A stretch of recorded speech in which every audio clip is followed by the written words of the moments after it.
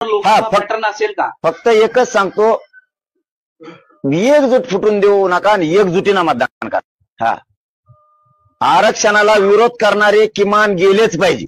मनोज जरांगे यांचा हा लोकसभा पॅटर्न असेल का? मी तर मैदानातच नाहीये, माझा समाज बी मैदानात नाही, आम्ही दोघं पण नाही. आम्हाला जे करायचंय मत व्हायला गेलं नाही पाहिजे, त्याच्यामुळे आम्ही समाज तर करणार आहे, त्यात काही दुमत नाही. संभ्रमाची गरज नाही. मला 10-12 दिवस राहिलेत, मला माझ्या लढाईची तयारी करू द्या. एकदा 100% आरक्षण मिळू द्या, मग यांच्याकडे बघतो आम्ही राजकारणात सुद्धा. पण आता आम्हाला वेळ नाही, कारण आम्ही आता पुढची तयारी लगेच करतो. आम्ही पुढचं सामूहिक उपोषण करणार आहे. पाटील साहेब, एक सांगा, तुम्हाला निवडणुकीत जायचं नव्हतं, पण समाजाचं एक मत घेऊन तुम्ही निवडणुकीत उतरलात. उमेदवार निवडीची पूर्ण प्रक्रिया रात्रंदिवस 24 तास तुम्ही केली.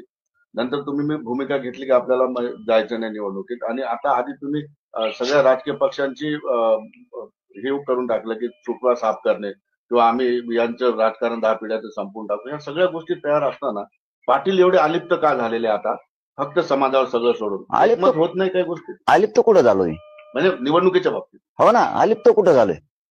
लोकसभेला तेच शब्द होता, आता तेच शब्द आहे. अलिप्त कुठं झालोय? माझं सगळं सोडून देतो समाजाचं काम आणि बसतो यांचं टेंबावाडी मिरवीत. माझ्या समाजाच्या लेकराला आरक्षण लागतंय, ते मोठे करायचं स्वप्न होतं आमचं सगळ्यांचं. तेव्हा लढा जिवंत ठेवणं माझं जबाबदारी आहे ना. मी ते काम करावं. तिकडे वेळ घालण्यापेक्षा मी इकडे वेळ घालतो ना थोडा. आम्हाला सामूहिक, तुमच्या लक्षात नाही, सामूहिक आम्ही उपोषण करतोय आता. पाटील, तुम्ही ज्या दिवशी माघार घेतली निवडणुकीतून त्याच दिवसानंतर दबकी आवाजामध्ये चर्चा आहे लोकांमध्ये की तुम्ही आता शरद पवारांच्या बाजूत, म्हणजे शरद पवारांची माग काढ अशी चर्चा आहे लोकांमध्ये. नाही, ते फक्त तुमच्यात आहे एकट्यात, बाकी कोणात नाही. तुमच्या सगळे स्क्रीनशॉट बघितलेत मी. तिकडे नाही बोललं तरी ते वेगळंच लिहितात आणि मी ते पुरं ऐकतो. आणि ऐकल्यावर म्हणतो माहिती ही जे वरचा शब्द लिहिलाय कुठेच नाही.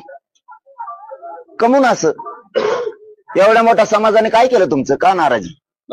हे जे स्वार्थी मध्ये येत ना, जे स्वार्थासाठी दुसऱ्याचा नरड्याचा घोट घ्यायला निघालेले, स्वतः निवडून येण्यासाठी किंवा पडल बा अमुक होईल यासाठी जे मधले आहेत ना, हे संभ्रम नसून संभ्रम आहे असं म्हणते. नसून गरीबाला सगळं कळालंय.